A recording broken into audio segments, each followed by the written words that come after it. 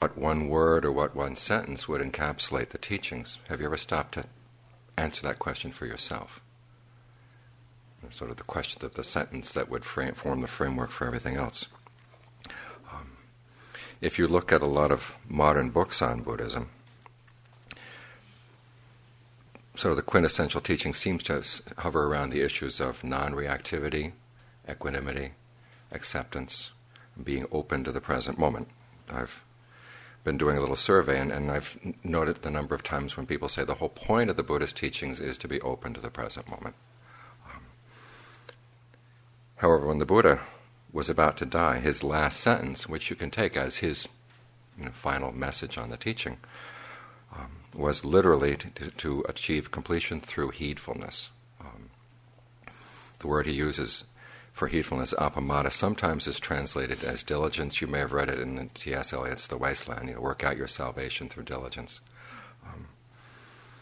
But diligence simply means being sincerely dedicated to the practice. And the Buddha seems to be saying more than this. In fact, we'll go in a little bit later into how he actually defines the term. For the time being, I will use the word heedfulness, because he defines it as guarding the mind in the midst of defilements, guarding the mind in the midst of dangerous mental qualities. So it's not just an issue of being diligent, but it's also having a sense of what's important in your mind, what's precious, what's worthy of protection, as opposed to the fact that there are dangers out there. And if you think about it, these are two radically different approaches to the Dharma. If you take, I'll say, radical acceptance or equanimity as the teaching that forms the context, then it's basically saying that in the present moment there really are no dangers. It's a good place to open up. You should be more trusting in the present moment. Even if there are dangers, they're not really serious. You should be able to learn how to withstand them. Or if they are serious, there's really nothing you can do about them. You have to accept them simply as the fact of this is the way life is. Your desires are not going to be met. There's going to be aging, illness, and death, and you better learn to take it.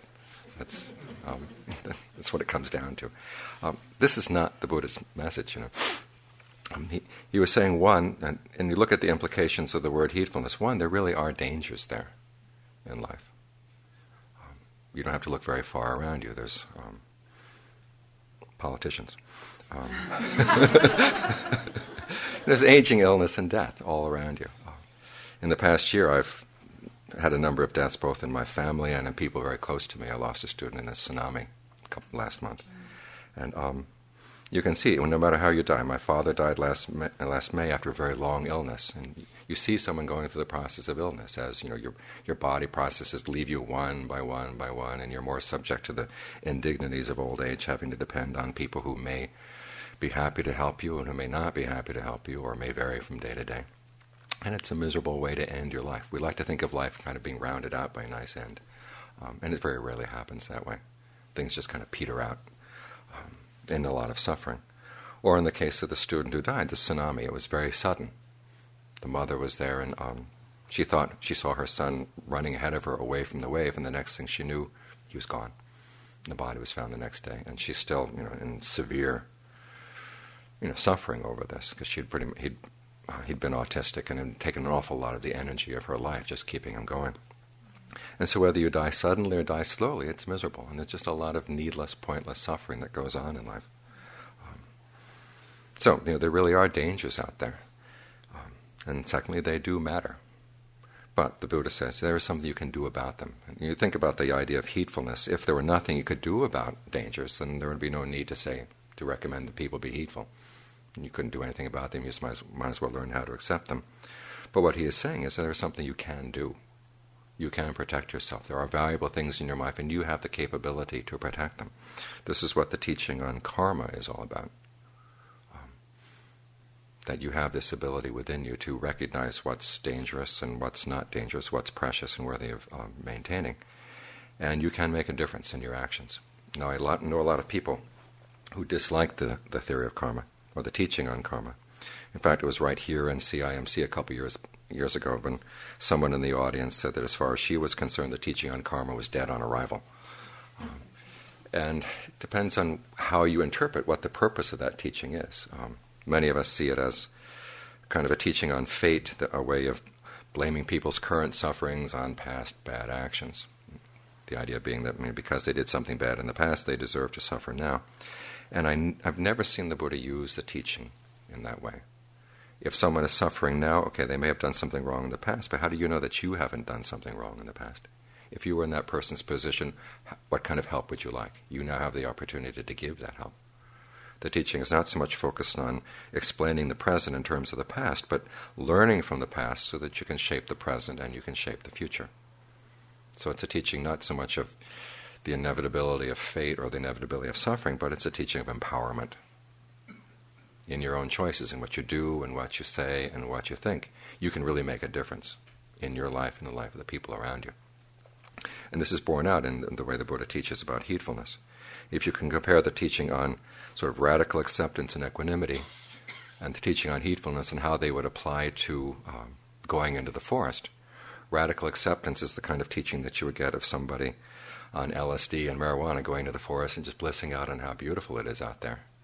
No matter what, you see a tiger killing something and it's gorgeous when you're in that state of mind. As opposed to the teaching on heedfulness, when you go into the forest you realize, okay, there are dangers there, but there are things you can do about them. You can learn how to train yourself to be alert to the dangers and also to learn how to avoid them, protect what's valuable. I don't know how many of you have been to Alaska, but you go to the wilderness there and you get a very strong sense. It's an immense wilderness. There's the National Park, Denali National Park, and it's bigger than Massachusetts, Connecticut, and Rhode Island combined.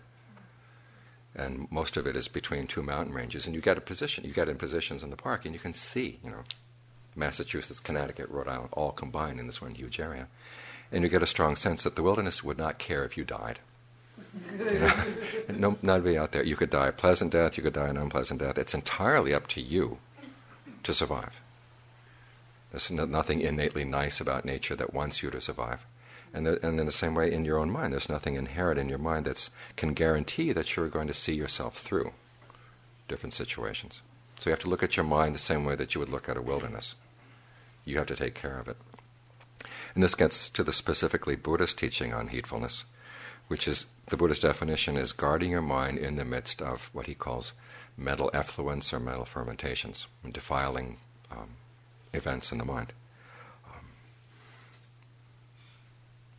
There are fermentations, there's a list of 4. One is sensual passion, the second is states of becoming, the third is views, and the fourth is ignorance. I'll go down these 4. Sensual passion is danger, and of course that you get attracted to things that are not necessarily good for you. And the passion itself, blinds your vision, it blinds your judgment, powers of judgment. And it leads you to do all sorts of things, as the Buddha said. This is why we have fights in families, this is why we have wars. There's a sensual desire for things, for particular experiences. States of becoming. This refers to the mind's ability to create worlds of its own. You close your eyes and you think about, say, California. Okay, that's this world that suddenly appears in your mind, and you can create it in a lot of detail. The mind does this every day when you go to sleep. If you've ever really looked carefully at the process of going to sleep, you're in this time frame and space frame. And all of a sudden you find this alternative world appearing in your mind. That's your first dream. You go into that. That's called, the appearance of this world is called becoming. You're entering into it as birth, and then you're asleep. And the Buddha said this is not only a process that happens when you fall asleep, you go through it in the course of a day many times. When you die, he says, you're going to follow the same process. I had an experience several years back when I was in Thailand. I was bitten by a dog one day on my alms round. All my protective chants didn't work that day. And the dog had it in for me, I must admit. It had come into the monastery many times, and I chased it away, and all of a sudden it found me on its territory. And so fortunately that day someone came from the town, and so they took me into the hospital, and I got a tetanus shot. And the next morning I was out doing on my alms round, and I happened to get back to the same house where I'd been bitten the day before, and as the wife of the house was putting food in my bowl, I fainted. And just as I was fainting, this picture of America flashed in my mind. And next thing I knew, I was waking up in the middle of all the chicken shit and everything, and my food was spilled all over the place, my bowl was squashed out of shape, and the son in the family sort of scooped me up in his arms, put me in a truck, and took me back to the monastery and dropped me off. I mentioned this later to my teacher, and he said, if you had died at that point, you would have been reborn in America. Because that was what had flashed into my mind at that time. And when you leave the body, you just go with whatever flashes in your mind. So you've got to be careful about about the kind of things you like to think about and imagine, you know. They form ruts in your mind. So that's something you have to watch out for. Views, your views about reality. If you think that there is a permanent self, or you think that there is no self, or the nature of the world, the nature of politics, anything, these can influence, where your mind goes. And you can end up doing and saying and thinking a lot of things that are going to be detrimental to yourself and to other people. And then finally, ignorance, that whatever clouds your awareness of what you're doing. The Buddha doesn't talk about general ignorance. It doesn't matter that you don't know, what's out there in Alpha Centauri, but it does matter that you know, whether you're creating suffering or not. If you miss that, you're really missing something that's important. And this is what he wants you to keep in touch with. If you fall for any of these things, you really are creating dangers for your mind, you're creating dangers for the people around you. So you have to be careful. And the Buddha's instructions on how to be careful are really important instructions in meditation. Essentially what it comes down to is this. One, you have to be really sensitive to what there is there in the mind. What's coming on, what's arising, what's passing away. And then secondly, however, it's not just a matter of watching these things. You have to learn how to guard against unskillful mental states and then encourage the skillful ones. In the course of watching the mind, this is where the teachings on acceptance and equanimity and non-reactivity are important, because so many of us don't like to admit what's in our minds, for one reason or another. Part of this may have to do with the fact that we were born in a guilt culture. Did you ever read Ruth Benedict's analysis of guilt cultures and shame cultures? It was her analysis during World War II. Back then, when it looked like America was going to win the war, the American Army, which in those days seemed to be a little bit more intelligent than they are now, they hired Ruth Benedict to figure out if we occupy Japan, what's going to happen? Will the Japanese cooperate with the occupation, or are they going to be rebellious? And so she did a study of Japanese culture, and the thesis she arrived at was that one of the main differences between our culture and theirs is that their culture is based on shame, ours is based on guilt. And in a shame culture, the basic difference comes down to how parents train their children. In a shame culture, the parents will say, "Don't do that, it embarrasses us in front of the neighbors." In a guilt culture, they will say, "Don't do that, it hurts me when you do that." Someone mentioned that shame cultures tend, if people get mentally unbalanced in these two cultures, shame cultures tend to produce psychosis. Guilt cultures tend to produce neuroses. The difference between the two. Psychosis, and you think 2 + 2 = 5. Neurosis, that 2 + 2 = 4, but you hate them for it.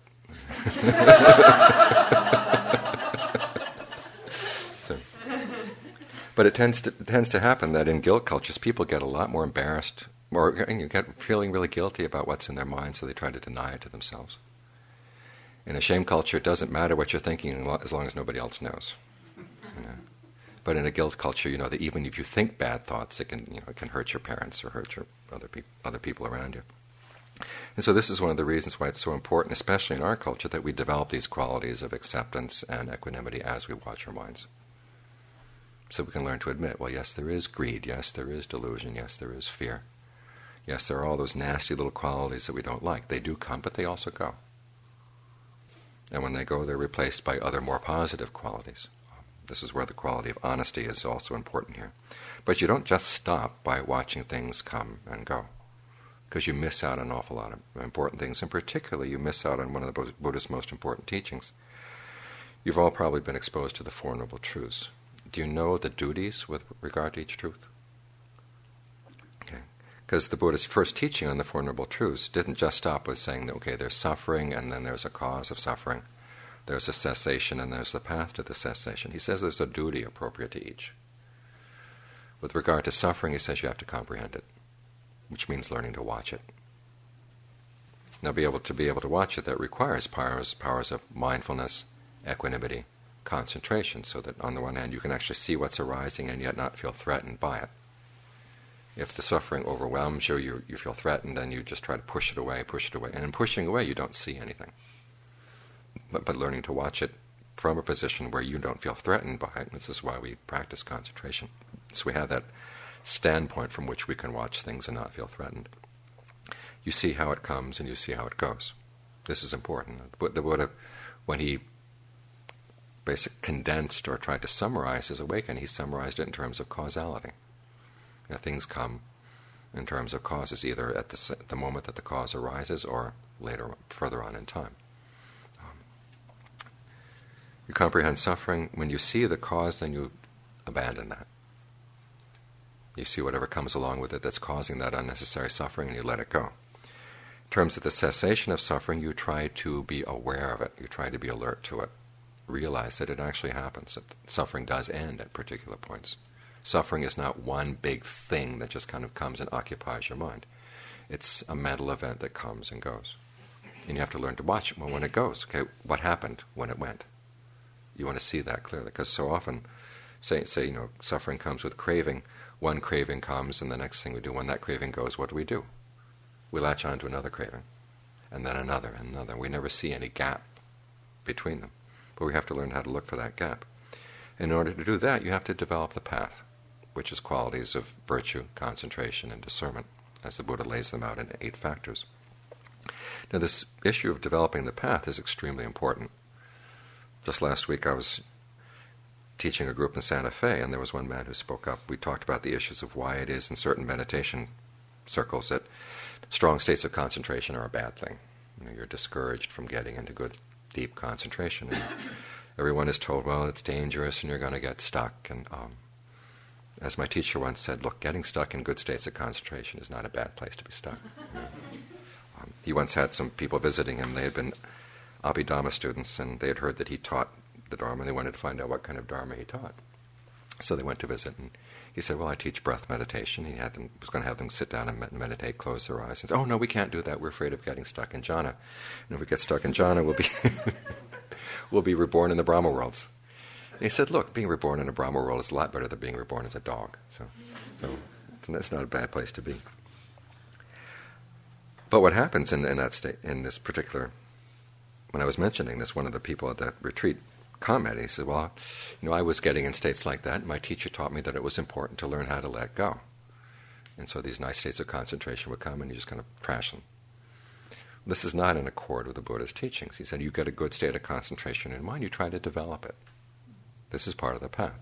Because when you develop it, it becomes your friend, it becomes your ally. The trick, particularly in learning how to distinguish what should be let go and what should be developed, also lies in knowing how to let go and how to develop.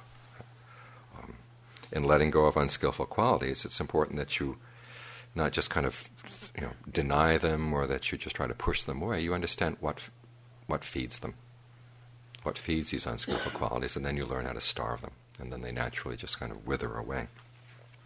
The Buddha, when he talks about this, in the suttas, talks about starving the hindrances. If you've been doing meditation, you know the hindrances. Sensual desire, again, ill will, torpor and lethargy, restlessness and anxiety and uncertainty. And you learn how to recognize these things when they come. But you also learn how to starve them. In other words, when sensual desire comes, you learn to look at the negative side of whatever it is you have a desire for. This is called appropriate attention. When ill will comes, and ill will is not anger, it's really wishing you want to see somebody suffer. It would be really good to see that person miserable. That's what they mean by ill will. And if you look at the quality of ill will, you ask yourself, well, what would I get out of seeing somebody else suffer? What do I gain? There's really nothing there that I would gain at all, aside from some miserable satisfaction. Torpor and lethargy, you try to focus on things that will wake you up, that will give you some interest. If you're getting bored with your meditation object, change the object.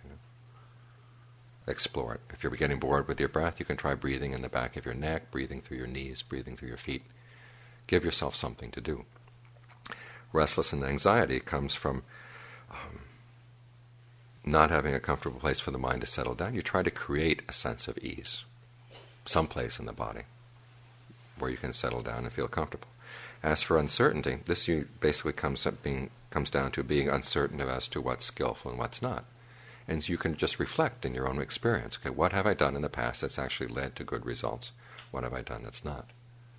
And that can help obliterate some of your uncertainty.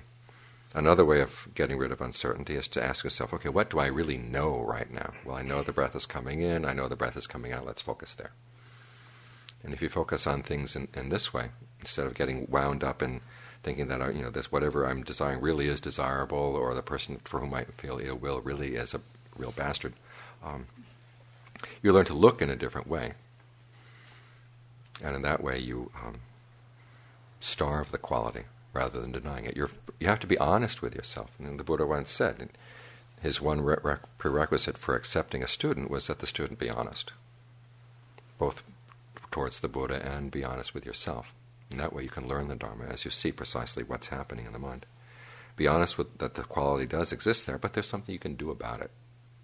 You don't have to be afraid of it. You don't have to pretend that it's not there. You can be honest with yourself because you have tools for dealing with these things. On the other side, the Buddha said there are positive qualities that you want to encourage. His standard list is what they call the 7 factors of awakening. There's mindfulness, analysis of mental qualities. That means precisely this process of seeing what's skillful and what's unskillful in the mind. Persistence in trying to undercut what's unskillful and encourage what's skillful. Rapture, tranquility, concentration, and equanimity. These are good qualities that you want to develop. And in these cases as well, you have to feed them and you have to protect them. The Buddha's main method of protection, he said, is learning how to guard your sense doors. In other words, being very careful about how you look at things, how you listen, how you smell things, how you taste things, how you touch things, how you think about things. Now the Buddha, in teaching restraint of the senses, is not saying that you have to go around with blinders on. It's not a case that you shouldn't look at this or shouldn't listen to that. He says, look at how you look at how you listen. One really good way of experimenting with how you look, and this is, you might want to try it tomorrow as you go through the streets of Cambridge.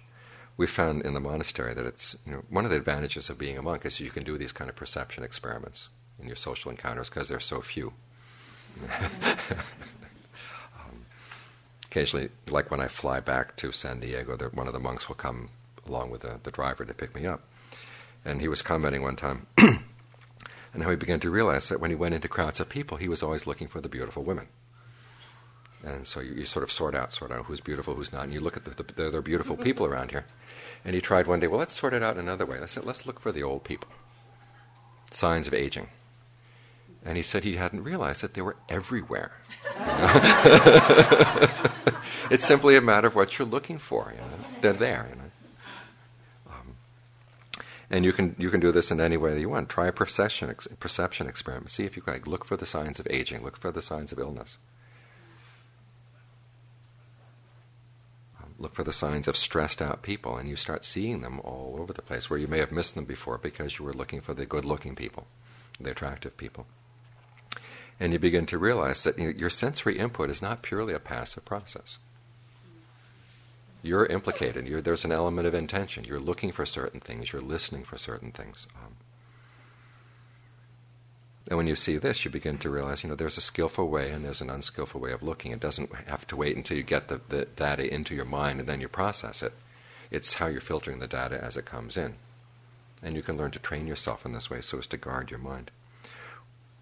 Because what you're trying to guard is these friendly qualities. As I said earlier, you want a good state of concentration where you feel at ease, sort of your own little center. In Thailand, we used to talk about having your own little portable air-conditioned room, which may not work in Boston right now.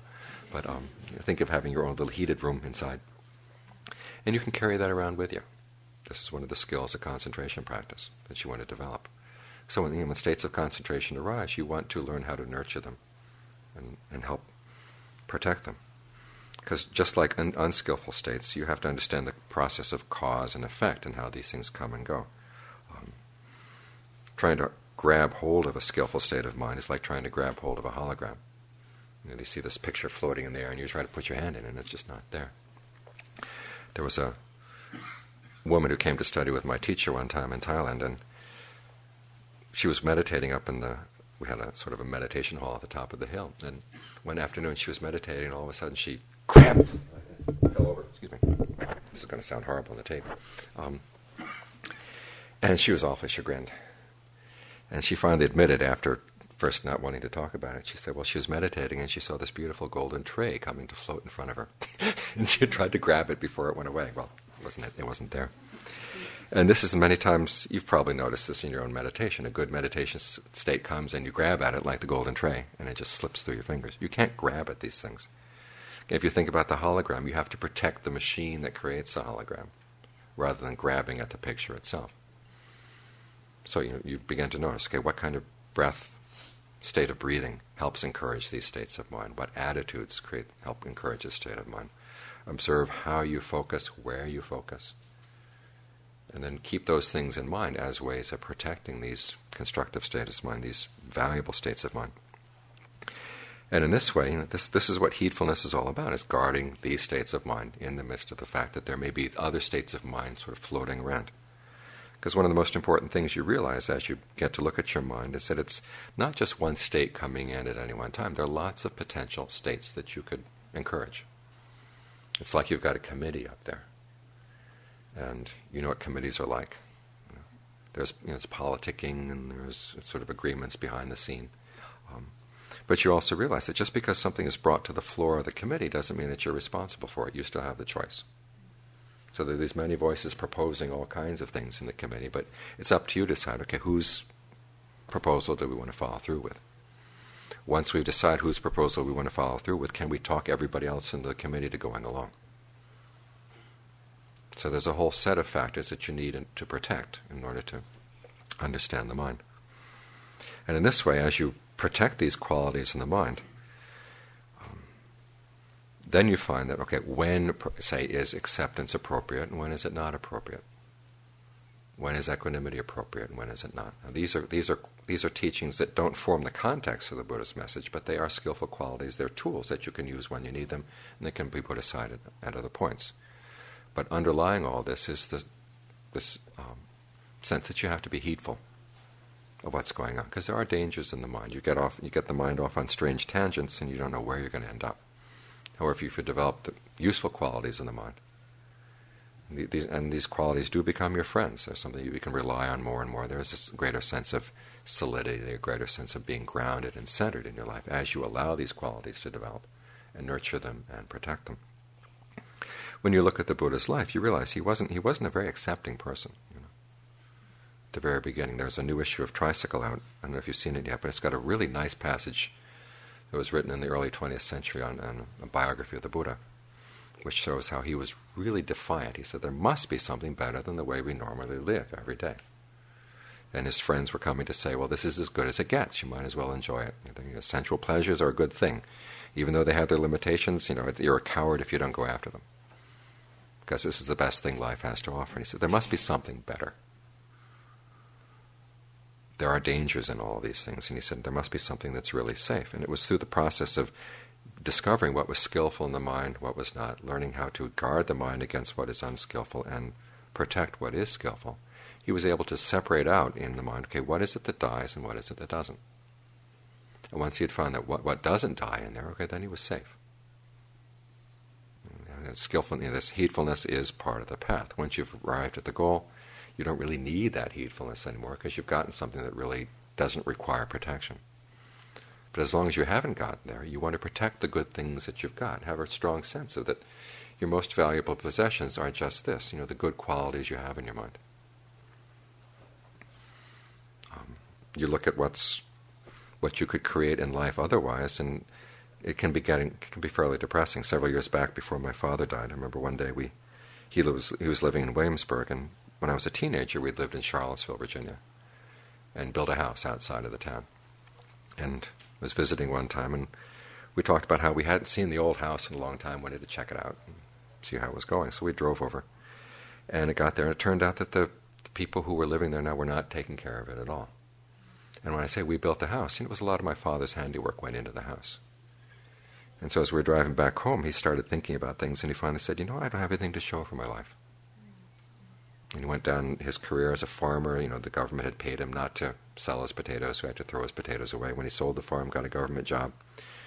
He ended up working on the Water Resources Council, which, was a fairly successful position. But, they would make proposals to Congress. You know what happens to proposals to Congress. That cartoon of committee work, you propose a horse to the committee, and this person adds this and that person adds that, and you end up with a camel with feathers. And thinking about that made me realize that, if you look at your accomplishment in life in terms of what you create out there, there's always the possibility that, there's so many conditions out there that you have no control over. If you have a look at your accomplishment in terms of the good qualities you've developed in your mind, that's something nobody can take away. And so this is something you want to protect.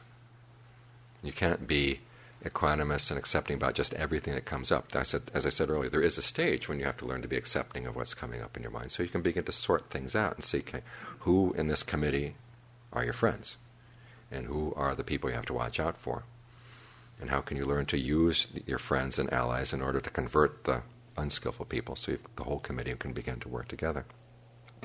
And in this way you have allies in creating a happiness that can't be taken away. So if you look at the Buddha's teachings in light of, try to keep this point in mind, that, okay, everything has to be seen from the point of view of heedfulness. When he's talking about equanimity, okay, where does equanimity fit into this process of protecting the mind? Where does it not fit? Where does acceptance fit? Where does that not fit? Where does concentration help? Where do you need discernment? When you think of this issue of heedfulness and learn to be a person who's not totally trusting but not totally negative and cynical, I realize that you're in the position where you really can make a difference in sorting out your mind and looking after it. And that really does make a whole difference in your life. When you realize the importance of these things, then it gives you the context for the practice in which you see things in their appropriate place and can use these tools. You've got a whole box full of tools here in the Buddha's teachings. And it's the teaching on heedfulness that helps you sort out, okay, where you need the hammer, where you need the screwdriver. So those are my those are my thoughts on the concept of heedfulness. I understand I have to let some of you go before we have a discussion. So I'll take a few minutes for anyone who needs to leave, and then we can talk. I get to drink.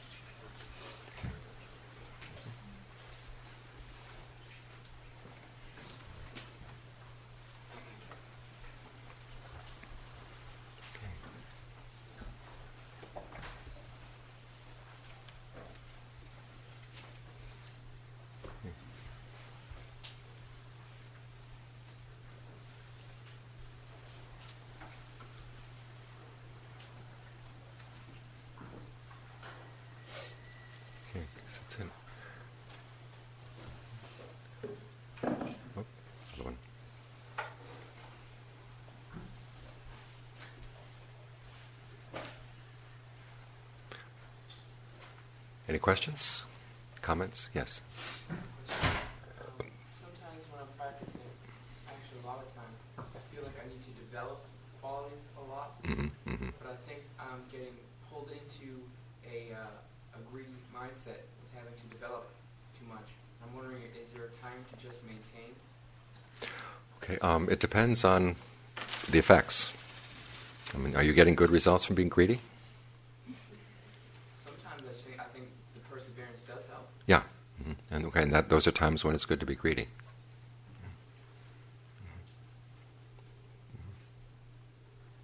Don't think of it as greed. Think of it as you're working on something important. Think of it more as determination. Okay. Yes. I hope this isn't too off topic, but as a new practitioner, one of the things that I've come to think is that consciousness and soul are in some ways equated or very close in Buddhist traditions, and maybe I'm wrong. But one of the things I was curious about in terms of your own discussion, you were talking about that quality of mind being so important. And in talking about, when you're thinking about pain and dissolution, in my own experience, my father died of Alzheimer's disease. And I wonder, as a practitioner, if you have any thoughts about, for instance, forms of dementia in later stages of life and practice within that. Well, it's best to have some practice before you start getting the dementia. This is why it's good to start meditating now.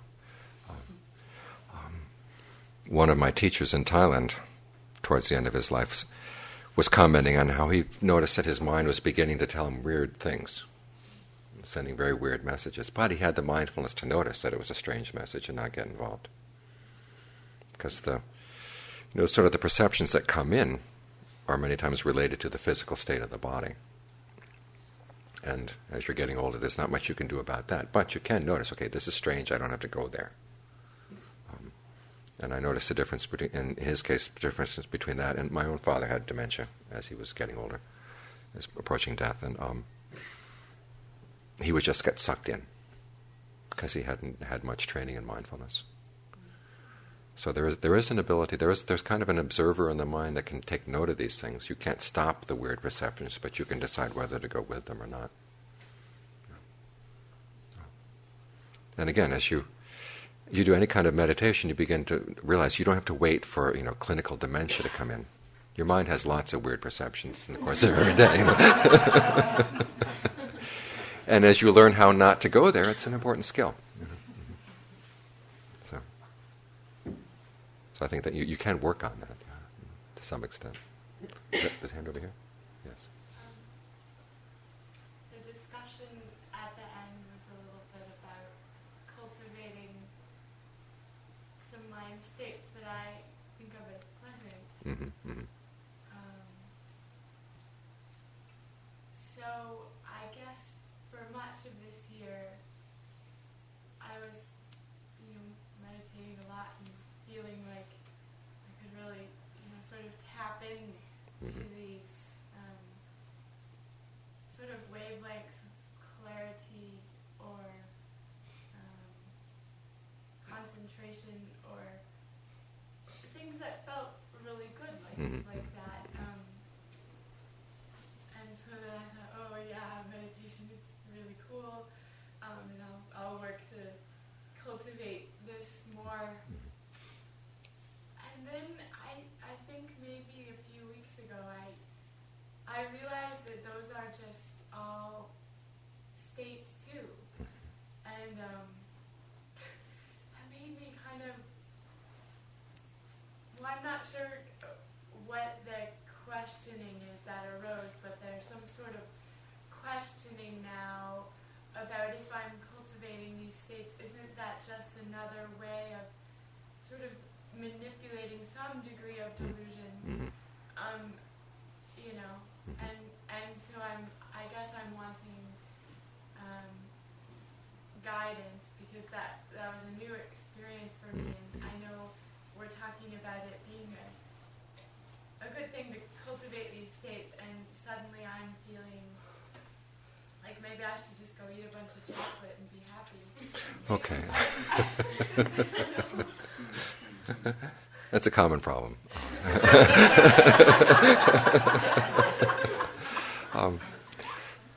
Okay, you could eat a bunch of chocolates and be happy, and then where does it lead you?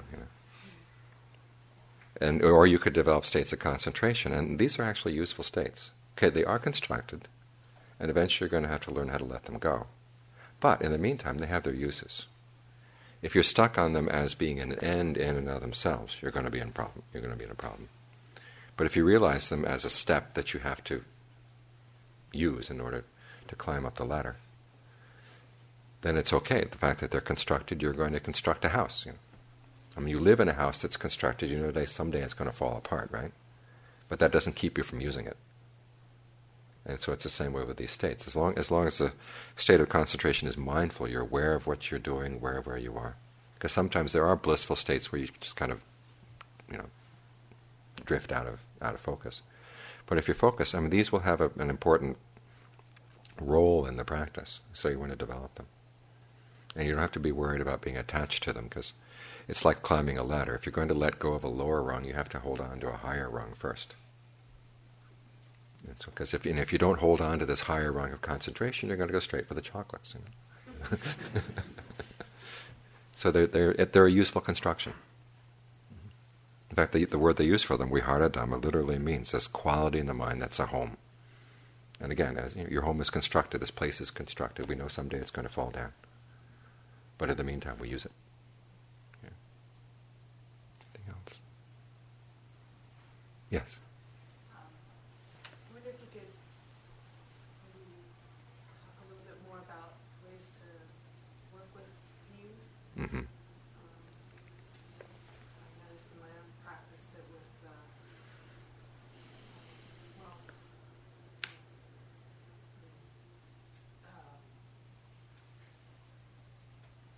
I think with the political situation, it's been hard to let that work with that. Right. It's been a very, very strong view that I've been holding. And I was just wondering if you had any suggestions. Okay.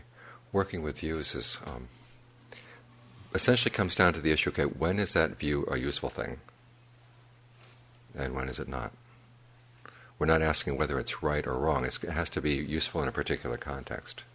However, if you find the view is eating away at you, 24 hours a day, you have to learn how to put it down. And sort of learn how to maintain a sense of stability in the midst of this. Because if you see there's something going wrong in the political situation, you want to do something about it, you need some inner strength. And if the view is eating away at your strength, okay, then it's an unskillful use of that view. So it comes down to a question of time and place. When and where is it important to hold to this view?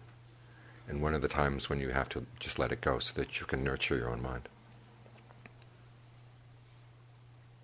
So the Buddha is not asking you to totally abandon views or to deny that you have views, but simply realize, okay, there's a time and a place for these things.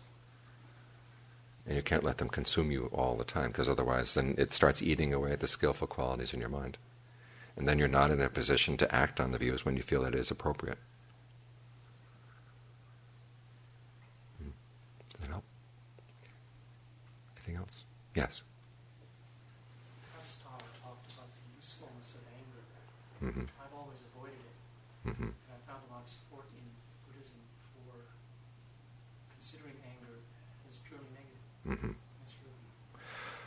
Okay, again, you have to, in anger, you have to sort of divide out, okay, the recognition that something's wrong and something needs to be done, as opposed to the kind of blindness that goes along with anger.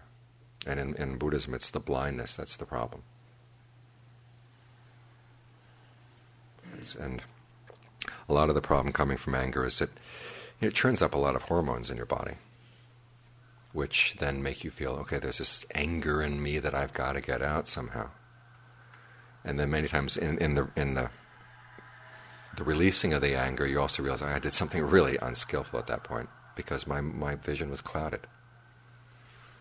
And so it's important how you learn how to counteract the effects of the hormones. And one is to learn how to breathe through the anger. There's going to be a tension in your body in some place. Okay, you breathe through that.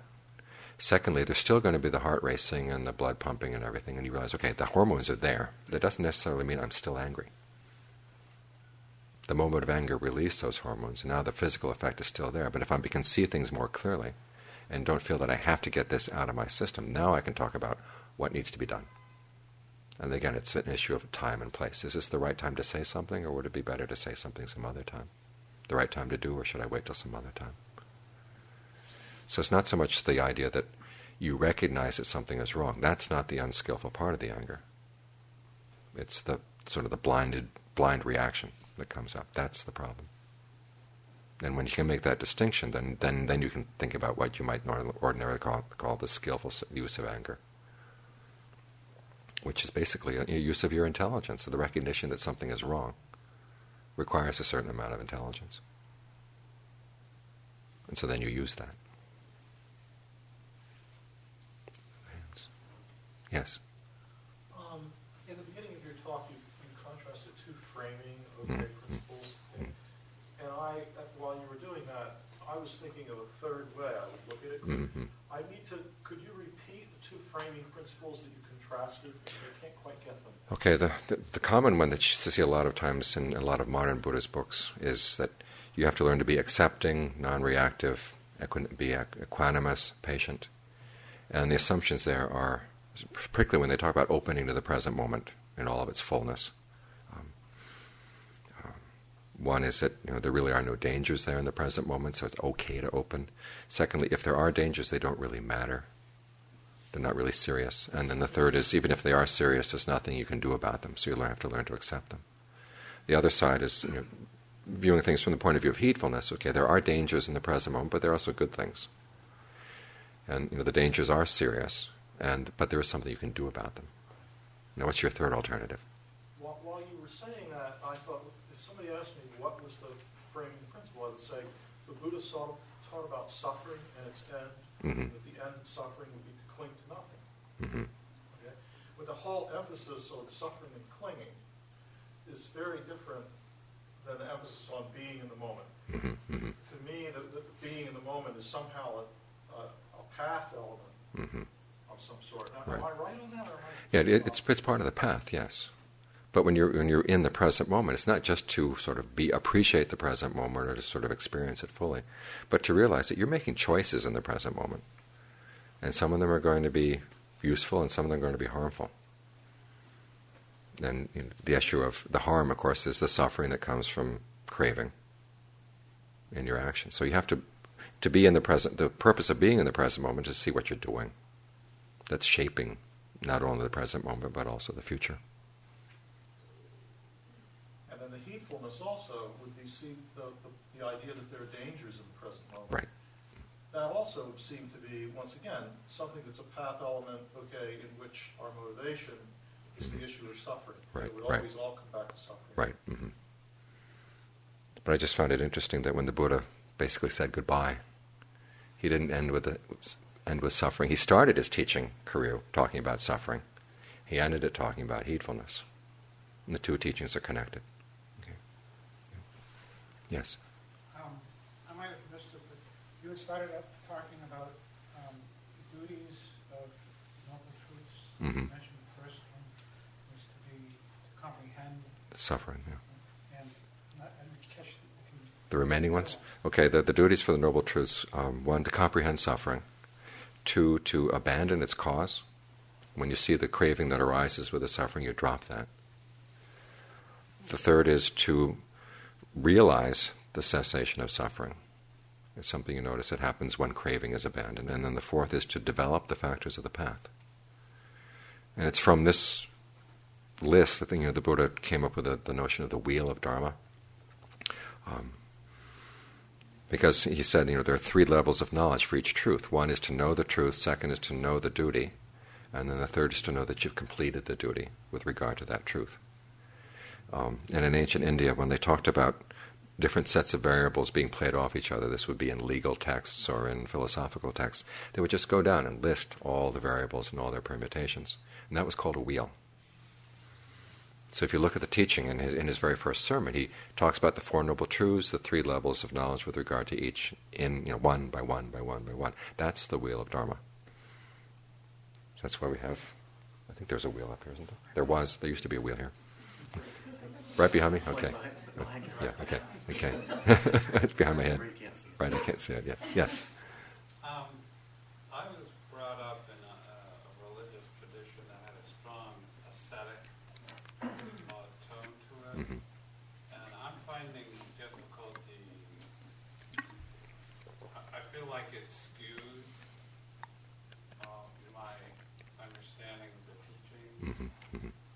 For example, my partner and I have been on we had a wonderful vacation in Florida for a couple of weeks, and good food, interesting adventures outdoors, and things like this. But I noticed a feeling of, kind of guilt. Like, I'm not on the path because there's all these essential things. And it really wasn't quite, I'm not on the path, but gee, I don't know how to parse this experience because I was brought up in a tradition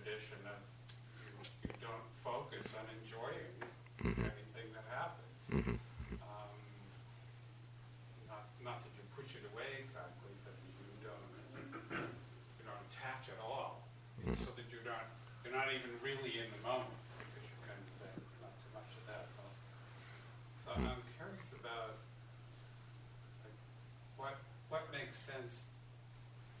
What is the criterion I might use to say this is perfectly okay, or I'm not stepping across this line? Whatever the criterion is for the mind. Well, again, it's watching your state of mind as you're enjoying these things. If you're having a large ice cream sundae and you say, "I'd like to have another one," or wouldn't it be neat if I had these every day, all the time? Okay, then you've sort of crossed the line. And there's a different standard for lay people than there is for monks. I mean, the monks do have to be careful about these things. In fact, that's one of the dangers they say. You're invited to somebody's house, they feed you a really nice meal, and if you start thinking, wouldn't it be nice if I had this nice meal again tomorrow? Okay, you've crossed the line as a monk.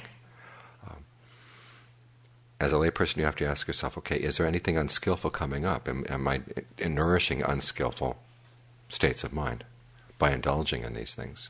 If I am, okay, then the indulgence is unskillful. And different people will find that different indulgences will bring up unskillful states, and other people will find that they don't. So again, it requires you to focus on your mind. I'm not saying that the pleasure is bad. The Buddha never says these pleasures are bad. Just having nice things to touch and nice things to eat and nice things to look at. Those aren't the problem. The problem is, okay, how much attached am I to this? Am I developing the attitude that my happiness depends on these things? If it is, you're putting yourself in a dangerous situation, because these things are going to change.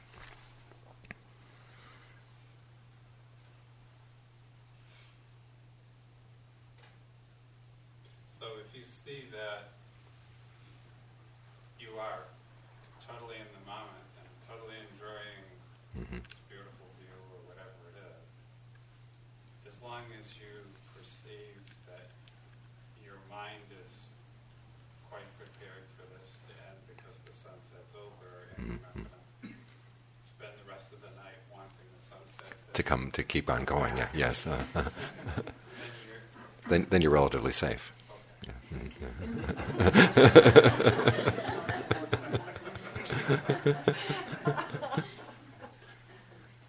I mean, the real issues are the sensual pleasures that require you to kill and lie and steal and cheat, to get them and to maintain them.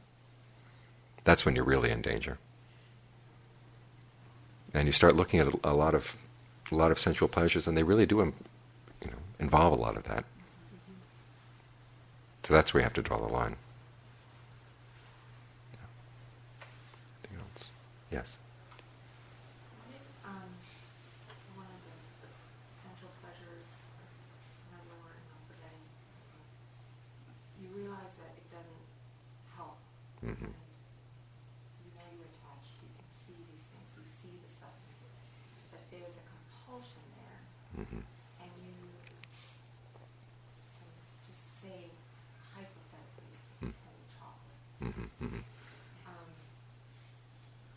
So you watch yourself going backward, even though you know that maybe the pleasure is very, very fleeting, and then but it continues to happen.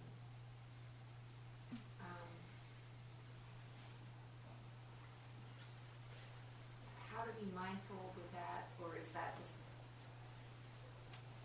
am I fooling myself by saying that that's still mindfulness? It's like mindfulness while you're robbing a bank.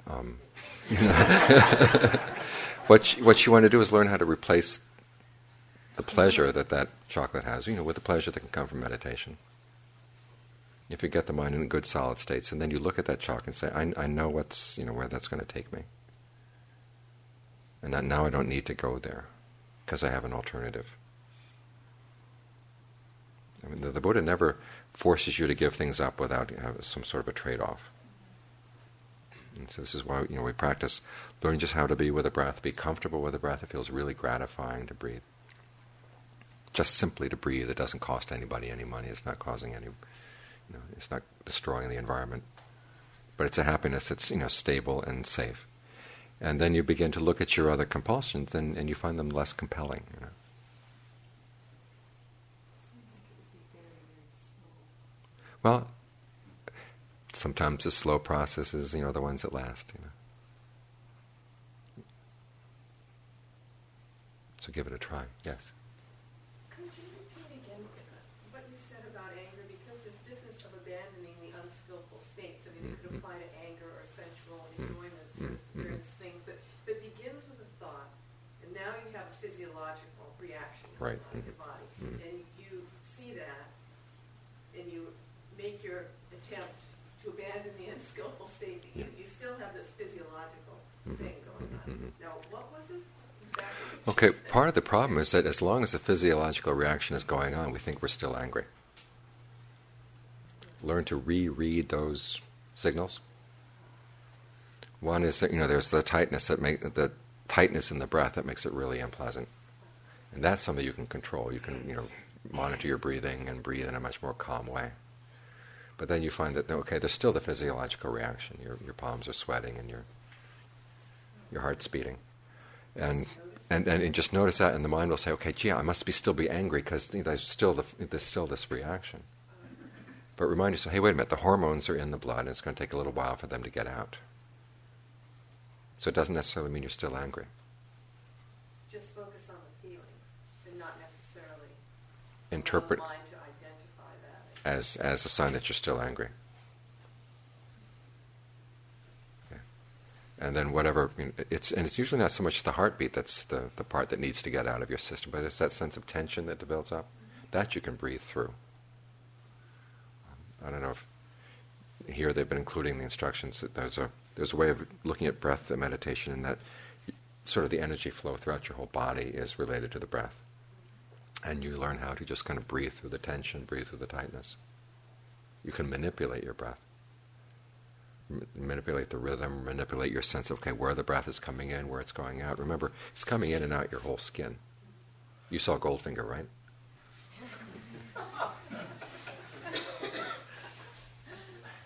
You know why the woman died, right? Yes, okay. She couldn't breathe through her skin, but you can. And just think of the breath coming in and out the whole body, and that kind of helps release a lot of the tension. And that's not just for anger, but for any of these states. Any of these states, yeah. And that puts the mind in a much better state to look, what really should be said, what really should be done right now. Again, that's our whole purpose for being in the present moment. Okay, what am I doing right now? Question here? Yes. It seems to me that the concept of heedfulness is very similar to the concept of mindfulness, and I don't know if you're making a distinction there. Are you making a distinction? Yeah, mindfulness literally just means keeping something in mind. And you can be mindful of dangers, which would then be heedfulness. Heedfulness is mindfulness with regard to being. Right. Repeat that. Heedfulness is mindfulness with regard to dangers. Many people think mindfulness means awareness, but it's not. There are three terms that the Buddha said apply to mindfulness practice. One is mindfulness, keeping something in mind. In this case, it would be your frame of reference, the body, feelings, whatever. Secondly is alertness, and that's watching what's actually going on. So they're two separate things that should be kept together.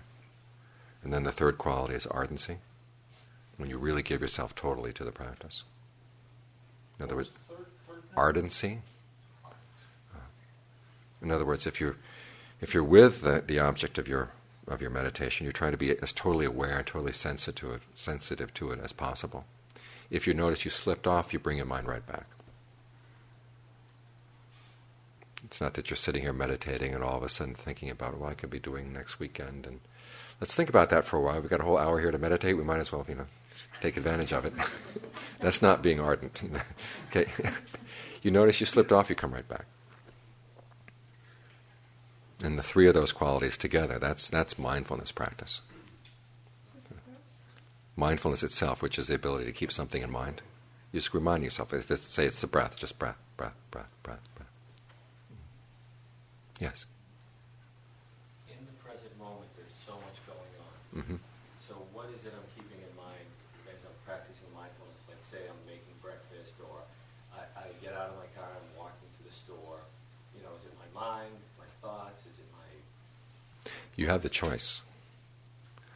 And this is why there are 4 frames of reference that you can choose from. One is the body, which could be the breath, the movement of the body, the posture of the body. And you just let everything else go. Or if you notice other things, you notice them in relationship, say, to your breath. When a thought comes, how does it affect your breath? When you move in a certain way, how does it affect the breath? Try to relate everything to that one frame of reference. And then there's a practical aspect. You're moving through the world, Mm-hmm. like I'm driving. Mm-hmm. So like paying attention to driving and just saying, let's stay focused and really be aware that I'm driving. That's fine. Or can I then, sometimes you can actually like go to the breath as you're driving? Right. Even though you're driving. Even though you're driving, you can still be with the breath. Right. Yeah. Mm-hmm. And then the hardest time I find being mindful, I can do it in the morning, I can do it on the way to work, and then once I get to work and I start talking to people, Mm-hmm. Yeah. Uh-huh. the phone rings and, the pager goes off and all that stuff's happening and I'm multitasking, and then it's like I get home and I say, I didn't do it again. Yeah. I'd say just try to stay with your sense of the breath in the midst of all that, as kind of your standing ground. Right. And I personally, I don't multitask that much. That's one of the nice things about being a monk. So for us, those of us But- have no choice, right? Yeah. We do have to multitask. Yeah. But I found it's a lot more effective when you're with the breath. You have the ability to access a lot of parts of your mind that you wouldn't be able to access otherwise. So even, because I'm thinking of concentration as being one-pointed. No. Right. Concentration is full body awareness. Right. Yeah. So that there's a sense of a little bit of a split then, right? I'm with my breath, but I'm listening to someone as they speak to me. That's okay. Mm-hmm. What I found is just keep whole body awareness. You don't have to be aware of whether the breath is coming in or out, but just notice, okay, what's the tone of this body experience right now? And try to keep it as relaxed as possible in the midst of all this. You can manipulate these sensations, and that actually, nobody has to know that you're blissing out right here while they're yelling at you. And then you're in a position you can actually watch it go past. This life in the monastery is not all that much different from life in the world. We may not multitask, but we actually have difficult issues in the monastery. And if the things are not difficult in the monastery, one of the teacher's duties is to make it difficult for you.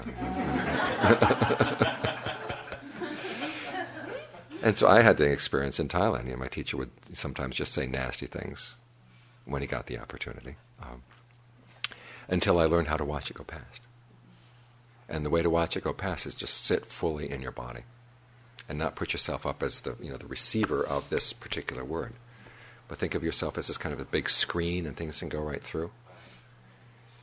And you can maintain that for long periods of time in the midst of all this other hysteria. And then would you do the same thing with your own thoughts? Right. You start hearing those, Mm-hmm. and you kind of stay with the body, the full body. There's the thought. It's just kind of happening. Right. Mm-hmm. There's a question here. Was wondering about discerning what one's actions should be. So if one is perceiving a situation as being negative, is the origin of that feeling because of past conditioning and an unhealthy, unskillful aversion, or is it really a bad situation that one should change? And because sometimes I second guess myself, I should tolerate this situation when maybe I shouldn't, or I don't tolerate it when I should. That's something you can only learn from trial and error. I found, though, that when, if you can learn how to relax in the midst of these situations, you can begin to learn to trust your perception of them a little bit more. And if even when you do make mistakes, you say, okay, one more thing to chalk up to experience. And it's the ability to take, learn from your mistakes and not really beat yourself over the head with them. It's an important part of the practice. So. Yes? Just a moment ago, you were about to go through the 4 frames for mindfulness. Can you go through those? Great. There's body. body in and of itself, which means that you're not thinking about whether your body is good looking in other people's eyes or whether it's strong enough to do the job you've got. But just, the fact you've got a body. You're going to be with that fact in your experience, in and of itself. Secondly, feelings in and of themselves. And again, it's not the question of whether they're good feelings or bad feelings, or what they're about. Just, there is a feeling of pleasure, there is a feeling of pain. You notice them coming and going. States of mind, which would be the presence or absence of passion, presence or absence of aversion, presence or absence of delusion. And then actually there's a whole long list of the various pairs that you could look at your mind in terms of. And then what they call mental qualities, and it's kind of events that come up in the mind, like the 5 hindrances. Any one of the 5 hindrances may be there or may be absent. Any one of the 7 factors of awakening may be there or may be absent. And you're trying to look at these things simply as events so that you can notice the cause and effect pattern. And particularly in that 4th frame of reference, you not only just watch the coming and going, but you learn how to encourage the skillful ones and discourage the unskillful ones. And sometimes you find in the course of one meditation period, you're actually going to be switching frames of reference. Say a strong feeling comes up in the body. You may decide you want to go to the feeling and just watch it for a while. But you'd want to try to change your frame of reference consciously. And that way you begin to see. Well, it puts you in a good position so that you can develop equanimity towards what's coming and going. And then you can decide, what to do with these things now that you've admitted their presence. Yes? Could you repeat the 3 levels of knowledge you mentioned we were talking about? No, but the first one is just knowing the truth itself. What is suffering? And notice it's important, the Buddha didn't say life is suffering. You see this in so many books, but that's not what he said. He just said, there is suffering. Can anyone deny that? Okay. If you said life is suffering, we'd have a huge discussion, But it says, life, there is suffering in life, And then you notice, then you're at the second level of knowledge, there would be knowing that you have to comprehend it. Third level of knowledge is knowing that you have totally comprehended suffering. And the knowledge of total comprehension means, it doesn't touch you anymore. And then the same with each of the 3 other ones. You know the truth, what it is, what is the cause of suffering, what is the cessation of suffering, what is the path. Then you know that, the cause has to be abandoned, the cessation has to be comprehended, and the path has to be developed. The final level is when you know that, those tasks have been done. And the Buddha said it wasn't until he had completed the 3rd level of knowledge with all 4 truths, that's when he was able to declare that he was fully awakened. So, anything else? Yes. Yes. Yeah, I had a question about this distinction you mentioned between sort of rules for monks and rules for lay people, particularly with respect to sort of sensual pleasures. I heard a talk once, a Dhamma talk that I believe was originally delivered to monks. It was an audio tape, and I'm not sure of the original context, but I believe it was to monks. And it was basically advocating, giving something up every day. Instead of making a profit every day, you should try to make a loss. And although it had somewhat of a Calvinistic ring, I know that in some of the books, I believe it was John Lee's autobiography, talks about taking a bit less food every day, and then John Munn came and here's some extra food from monk to monk, or maybe it was another. It was a John Mahabua, yeah. Okay, fair enough. So I'm wondering the role of giving something up. It certainly has a role, it seems to me, to play in terms of discovering your hidden desires for something. When you give something up, you realize, there's the craving. Below the surface, I wouldn't have recognized it otherwise had I had that chocolate. But when I say I'm not going to eat that, you see it. Does it also have a role in terms of helping us get beyond those desires more directly? Oh yeah, because unless you can recognize the craving, you're not going to be able to get beyond it. Is it because we then work on the craving in meditation, or is it also helpful sort of more directly than that? Well, it proves to you, yes, I can go without chocolate for a day. And as for the difference between the monks and the lay people, monks don't work to earn their living, in the actual sense of going out and having a job. They're totally dependent on the gifts of other people. So you have to learn how to be really frugal in your needs. And it's also good to note, okay, yes, I can do without these things. Again, for the monks, I don't want to put ideas in Americans' heads, but Thai people have discovered many times that they can control monks by refusing to give them food. This happens, And if as a monk you've learned that you can go without food for a couple of days, you can say, I don't care. And you're not swayed by the fact that they're refusing to put food in your bowls. So it's also good, good learning and good lesson in, okay, what you can survive. I don't know how many, well, didn't have to be too many times, but there are a couple of times when I first went to stay with my teacher, and he was going to say, okay, tonight we're going to sit and meditate all night, totally without warning. In some places they have a nice schedule. They let you know ahead of time so you can get prepared. But with the John Fung, there was no schedule. It was just, okay, tonight we're going to sit up all night. And I complained, like a typical American. And I said, I can't do that. I've been working all day. And he said, well, is it going to kill you? Well, no. Okay, you can do it. It stretches your idea of what your capabilities are. So for lay people, that's a healthy. It's a healthy practice, yeah. Mm-hmm, mm-hmm. Anything else? Yes. Thank you. You mentioned early on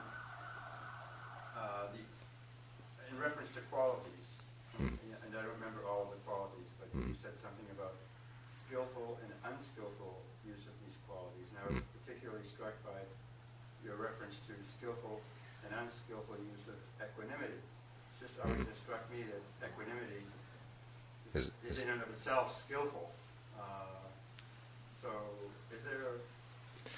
If you're equanimous about greed arising in your mind, say, "Hey, that doesn't matter."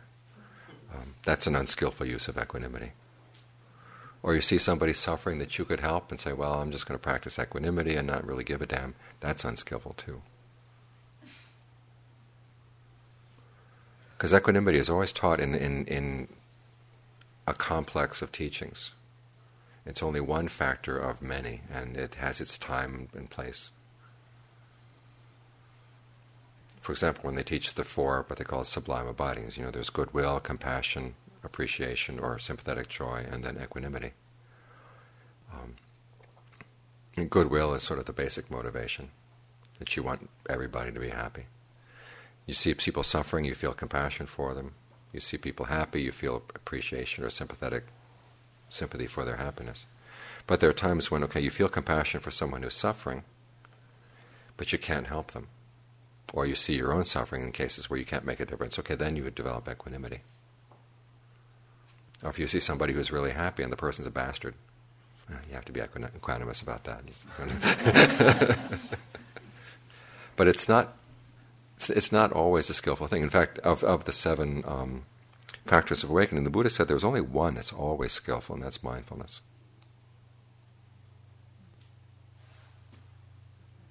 Again, if there's states of concentration you can develop in the mind, you work to develop them. You're not simply equanimous about their coming and going. You really care about the fact that you want to maintain them.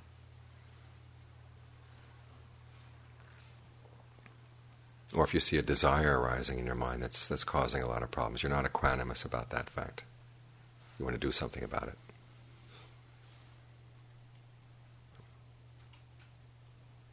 Yes. You mentioned when you know you're in trouble is when you know you're about to cause harm. Mm-hmm. So it makes a whole lot of sense to me right now. But what do you do about situations where you know by doing something you're going to cause somebody harm? Mm-hmm. But in the same instance, with the same action, you're going to cause at least as much healing as you would harm. That's one of those things where you have to make the choice. It's a trade-off. Could you repeat? The question is, sometimes you see that by one action you're going to harm somebody and you're going to help somebody else. You have to decide whether it's worthwhile. Try to think of something where you wouldn't cause anybody any harm, Try to expand in your concept of what the alternatives are. Just moving on would be acceptable. Mm-hmm. And then, but try to say, okay, is there... The challenge that the Buddha always sets up for you in this issue of learning how to be skillful is, can you learn to do something that it's the ideal thing to do in that situation? Causes the least amount of harm.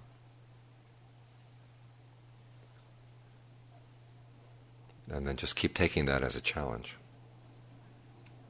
Because again, this is a path of learning. And sometimes all you see are these two alternatives and say, well, this seems to be the better alternative, and then you follow it. Later on you might realize, okay, there are other alternatives as well. And try to open your mind to those other possibilities. Anything else? Yes? I ask this question quite often, but I don't really approach this with any kind of belief, rather with a practical thing. It's been working for me really nicely for the past 2 years. So it seems like everything you say is very intellectual. Mm-hmm. It's all this classification systems. Mm-hmm. Mm-hmm. This relates to that, and that relates to that. To tell you the truth, it doesn't sink in at all. Mm-hmm. Mm-hmm. I mean, I'm having a hard time with that. Where should I go? Look at your actions. Just keep on. Mm-hmm. Is it a magical kind of thing that the more you observe what's going on inside, that all these things that are unskillful are going to just drift away? No, you have to be determined that, okay, my purpose in observing these things is to watch what I'm doing. Look at my intentions. This is where it's not just a matter of the intellect, but also the heart comes in there. Okay, what do I really want? Look at your intentions. And then decide, okay, are these intentions that are going to lead to future, happiness in the present and happiness in the future, or are they going to lead to harm? And then you learn to say, okay, no to the ones that are going to lead to harm. And then as you act on the ones that seem to be skillful, again, look at the results. Is this really going where I want to go, or are I causing some unexpected harm? If you see the unexpected harm, then you stop. And then you reflect back on your actions afterwards. Because sometimes the results take time. And when you look at things in those terms, okay, then it becomes, And the second thing is also learning how to live with your mistakes. In the sense, how to learn from them. Okay, I'm not going to do that again. I'm not going to beat myself up in remorse, but I'm also not going to allow myself to repeat that mistake. That's how your actions become more and more skillful. So you don't need to know all the terms, but you do need to learn how to look at your intentions. So it's developing a kind of strength in your choice and ability to choose. Right. Mm-hmm. Where does that strength come from? Comes from developing. I mean, I really like chocolate too. So. Yeah. Okay. Actually, chocolate is not all that bad.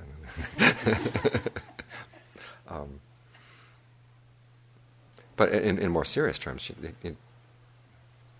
having that sense. One is the looking back at your actions, learning how to take joy in the times when you do the right thing. That gives you strength. And then as you're working on your meditation, and a greater sense of stability and this ability to sort of be with your body comfortably in the present moment, that gives you strength as well. And the realization you're developing a happiness that nobody else can threaten. That's a huge source of strength.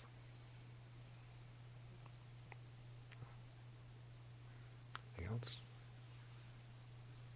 Yes? Say something more about Aging? There's not much to be said about aging. What's the... When you were talking earlier about the sort of the indignities Right. that can happen quickly, or death, I guess, can happen quickly or slowly. Mm-hmm. I guess what I'm wondering, I'm trying to figure out what would be kind of like an ideal or Buddhist state of mind in terms of sort of, coping with that ultimate, sort of as you say, not too much good about it. Right. Mm-hmm. On the radio, they were talking about how 51% of Americans think that they're going to be rich. Mm-hmm. And I think it's because we want to be secure. We want Right. to have control and happiness, and we want to not be suffering the indignities of life and aging and the body and so forth. And there comes a time when no amount of riches or anything can keep you from this. And I just can't quite sort of imagine what the mind is sort of. I just can't figure it out. Well, again, it's an issue of developing good qualities in your mind so that when you do grow old, you don't feel like you're being deprived of something that's really essential. You're being deprived of your youth, but you still have a certain amount of strength, you still have a certain amount of mental capabilities. But all of that goes. There's something in the mind that doesn't go. And that's what you're trying to find in the meditation, trying to develop. As we were talking earlier about cases of dementia, I mean, you can develop certain strengths of mindfulness that enable you to sort out, when the brain starts sending you weird messages, you can begin to recognize them as strange messages, and you realize that you don't have to follow everything that comes up in the mind. These are skills that you can develop that will then see you through. But your body deteriorates. Right. Mm-hmm. And you depend on other people. Okay. What's good about that? There's nothing good about that, but you can just develop a state of mind that doesn't care. How could you not care? Okay. If your most valuable possession is, say, the clarity of your mind, your ability to attain concentration, ideally, if you've had some taste of the deathless, that doesn't get touched by anything. And that you just keep going there. Because the teacher I was talking about, Ajahn Suwat, when he said that his mind was giving him strange messages, he said, but that thing I got from my meditation, that hasn't gone away. That's what you're working on. Because he didn't like the fact that he couldn't walk anymore. But there was a part of his mind that wasn't touched by that. So that's where he dwelled. And I felt very sorry for him. He'd had an automobile accident. He was being looked after by people whose motivation I didn't trust. And he knew he couldn't trust their motivation either. But still, there was that part of his mind that just wasn't touched. And seeing that, for me was a big encouragement in the practice. So the traditional answer to that is, you develop, it says you work for the attainment of what you haven't attained yet, realization of what you haven't realized that yet, so that when aging, illness, and death come, you can still live in comfort. And the body may not live in comfort, but the mind has a sense of comfort. And that's why the Buddha focused on heedfulness. You realize that these things are subject to danger, but you want to find something that's safe.